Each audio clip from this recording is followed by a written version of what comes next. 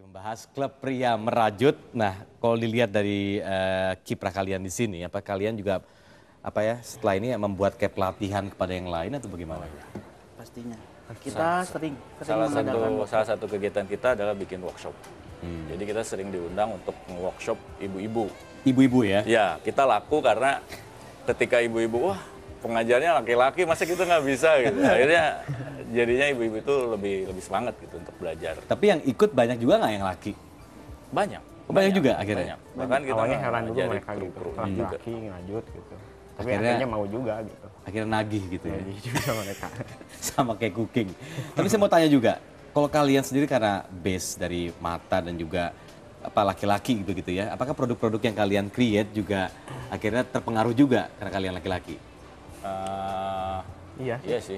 Iya. Contohnya misalnya kayak boneka ini, wah ini kan modelnya kayak kayak gurita yang memakai tanduk seperti itu. Nah, contoh-contoh lain seperti apa misalnya? Kayak gini kan saya konsepnya ini voodoo gitu. Voodoo? Iya. Oke. Voodoo dikasih mata aja nih ya? Iya kan voodoo nggak usah pakai mata gitu. Oh jangan ya? Pakai foto aja di sini ya? Foto siapa nanti? Buat ngeluh. Dari pin-pin. Tas gitu ya, coba lihat tasnya boleh? Nah ini pemirsa nih. Tas. Ini salah satu contoh tasnya. Boleh nih, saya mau nih yang ini nih. Biasanya simple ya kita. Kan kalau cewek-cewek biasanya tuh pakai motif. Nah, Motif itu biasanya dibentuk sama hitungan gitu. Oke. Kita senangnya yang simple-simple seperti itu. nah Kalau ya. bagi kita sih merajut itu hanya salah satu medianya gitu. Karena kalau lihat di blognya kita beyond knitting.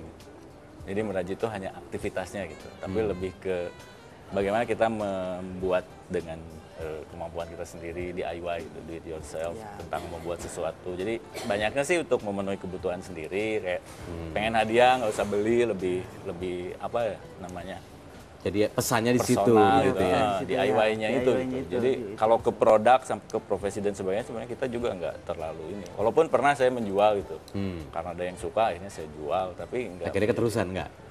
nggak juga. Tapi ada yang dibuat bisnis kan akhirnya? Kalau saya jadi karakter saya pribadi. Kalau dia kan Maksudnya? emang seniman. Emang sedih. Oh karena seniman Anda ya, oke. Tapi kalau Rudi sendiri? Ada yang beberapa sih dijual, ada Jual yang juga. buat. Tapi kalau dari bahannya sendiri, mungkin pemirsa juga perlu tahu, ini murahnya seberapa, mahalnya seberapa, ekonomis atau tidak begitu dari bahan, perlengkapan, nih pemirsa kamu lihat perlengkapannya seperti ini ya. Dari teman-teman, nah mungkin bisa diceritakan, mahal nggak sih sebenarnya kerajinan ini? Murah. Murah. Ini Karena yang kita paling bisa murah tuh kita nggak pakai alat. Oke, Pakai jari dengan benang. Ini tuh 10.000 tuh masih banyak, bisa sampai satu gulung besar tuh 10.000. 10.000? Untuk yang lokal. untuk yang Oke, lokal. untuk yang lokal. Kalau yang impor itu bisa 100 sampai lebih, mahal sih. iya. berkali-kali lipat. Maksudnya Berkali-kali lipat. jauh nggak bedanya dengan lokal? Jauh, karena Jauh ya? karena ini sintetis. Kan ada yang alami juga, yang dari bahan rami misalnya. Iya. Kalau ini sintetis jadi lebih murah. Nah, Oke. kalau alatnya ada yang dari kayu itu lebih murah, dari bambu. Di bambu.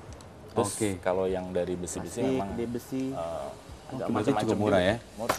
Nah, kalian untuk bisa misalnya mengumpulkan banyak lagi orang-orang untuk bergabung dengan klub ini, bagaimana caranya? Apakah dari mulut ke mulut, apakah lewat web juga gitu? Ya mungkin salah satunya dengan mengajarin cara merajut pakai tangan ke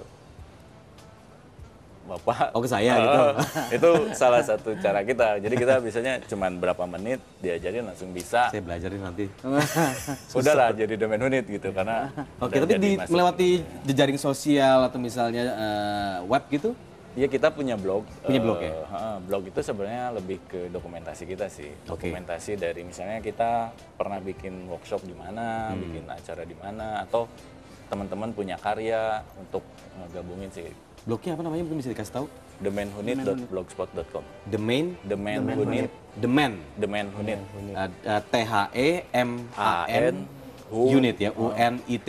WHO. WHO. KNIT.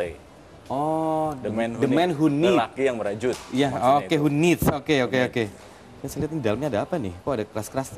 Oh, ini untuk bawahnya begitu ya? Wah, oke. Sip. Jadi untuk sejauh ini kalian terkumpul 6 orang, apakah sudah bertambah atau bagaimana? Bertambah sih banyak. Jadi berapa sekarang? Kalau Tersebar ya, berapa kita nggak ngitung karena Nah.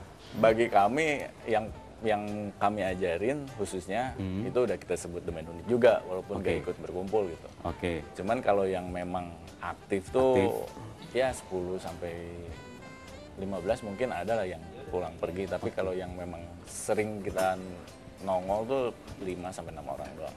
Oke, yang aktif berarti kan kalian-kalian ini. Ah. Nah, mungkin bisa dikasih tahu juga pemirsa, biasanya kalian berkumpul tuh hari apa dan di mana gitu. Di Biasanya Tebucil. Tebucil. Tebucil tuh di mana? Di Jalan Aceh nomor 56 Nah, Bandung. Biasanya setiap Sabtu Minggu Sabtu Minggu, pagi, siang siang. jam satuan. Oke, Jalan Aceh ya, Iya. Tebucil.